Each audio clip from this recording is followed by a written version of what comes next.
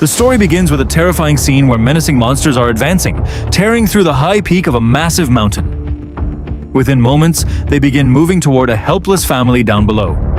Seeing these horrifying monsters approach, the people standing below are gripped by sheer terror. Their last hope is a sturdy bunker nearby, but unfortunately, its heavy iron door is completely sealed from the inside. Panic-stricken, the people outside pound furiously on the door, yet those inside sit in stony silence, watching their suffering on a camera, almost as if they were the ones pushing them into this peril. Meanwhile, a horde of famished, bloodthirsty monsters is rushing down toward them at full speed. Time is running out fast for the group. The situation has become so dire that unless the bunker door opens within moments, their survival seems impossible. Amidst this, a girl finds an iron rod. Seeing death closing in, David realizes he must take matters into his own hands and resolves to go to any lengths to save his family. Just then, the bunker door suddenly opens. They all manage to scramble inside, narrowly escaping the clutches of the terrifying monsters. Little do they know, however, that these monsters have spread far beyond that mountain, engulfing the entire world, and they are about to find themselves in a truly desperate trap. From here, the story. It takes us back 15 years, where we see people from a geological company digging deep into the earth. They dig down to a depth of approximately 10,000 meters. Just as they reach that depth, the staff in the control room noticed strange anomalies on their computer screens. Simultaneously, they spotted terrifying black shadows, sights that made everyone's blood run cold. Initially, everyone assumed the drill had simply struck a large rock, so the engineers decided to lower the machine further. The drill descended another 600 meters, but moments later, it suddenly got stuck. They suspected another large rock had obstructed it. However, upon closer inspection, everyone was horrified. The cameras revealed bizarre, monstrous creatures unlike anything ever seen before. Fear gripped the staff as they beheld these terrifying beasts. Finally, to uncover the truth, an employee stepped out and slowly approached the drilling machine. Before he could reach it, a monstrous entity attacked and brutally tore him apart. Meanwhile, back at the office, the staff were horrified by what they saw overhead. A massive swarm of giant flying monsters was descending upon the city. Before the employees could intervene, the entire city was overrun by these terrifying creatures. Monsters kept pouring out from the excavation site, advancing one after another. Some of the beasts were so powerful that they were snatching up humans and carrying them off alive. Gradually, the monsters spread to every corner of the globe. Entire cities were overrun by these creatures. They wreaked havoc everywhere, preying on humans. In mere moments, the situation deteriorated so drastically that the monsters reduced entire cities to rubble. The whole world was gripped by terror and devastation. Such a horrifying calamity had never before been witnessed in human history. Run! They're here! Run! They're here! The crisis escalated to the point where nations deployed their entire armies to the battlefield. Even the most powerful missiles were fired at the monsters, yet, astonishingly, none of the attacks had any effect on them. Within moments, even the world's most powerful governments began to buckle. Everyone felt that this might well be humanity's final battle. The global crisis deepened as the number of these terrifying monsters did not decrease, but instead kept doubling. Ultimately, governments across the world were forced to admit defeat. But then, suddenly, within just 12 hours, all the monsters began returning, one by one, to the massive pit from which they had emerged. Before long, every single monster had vanished from the face of the earth. Yet, the state in which they left the planet during those 12 hours was nothing short of a harrowing nightmare. An investigation into the incident revealed a peculiar detail. A solar eclipse had occurred on the very day the excavation took place.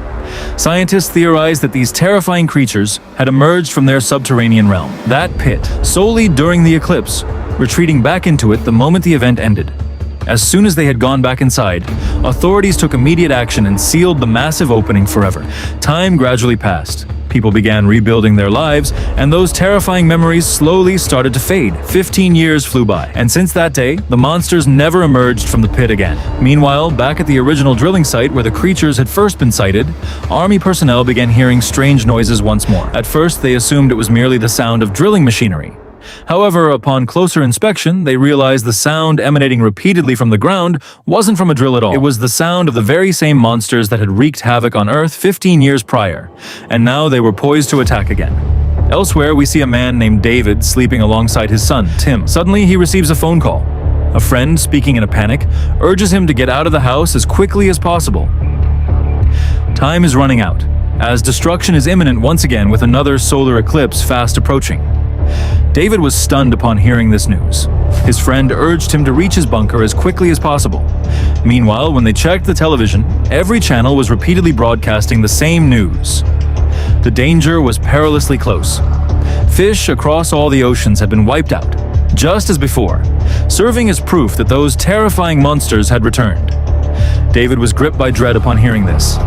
Elsewhere, David's ex-wife, Lena, who was living with her new husband, also began receiving repeated warnings of a looming catastrophe. She immediately decided to take her son to a safe bunker, where they would stay until the solar eclipse passed. It was the only remaining place where one could survive an encounter with those terrifying monsters. But when David went to his son's room to pick him up, he wasn't there. Unfortunately, he was at the park with his friend Lisa before they could make it safely home. The sky suddenly filled with the piercing screeches of birds. Terrified by some horrific threat, the birds began to flee frantically. The message was clear.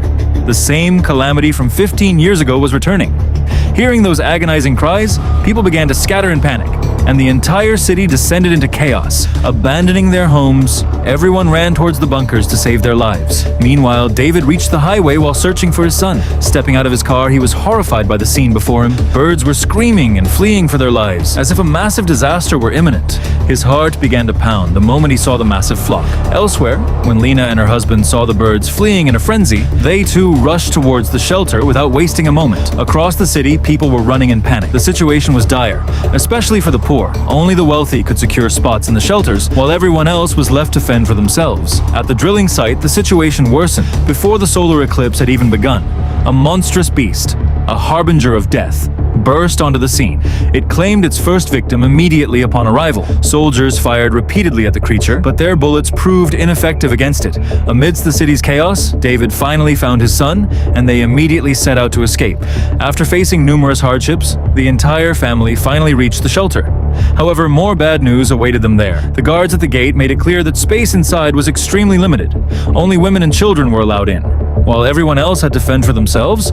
Everyone was shocked to hear this. David, however, could not risk his children's lives. He decided that Lena should take the children inside the shelter, but Tim flatly refused to go without his father. He was not willing to leave him alone in such a state. Just as they were deliberating, the shelter reached full capacity. Reluctantly, David decided they would head straight for the bunker his friend had built, a place where they could at least live in peace. Since the bunker was located in a distant desert region, the entire family set off for it immediately.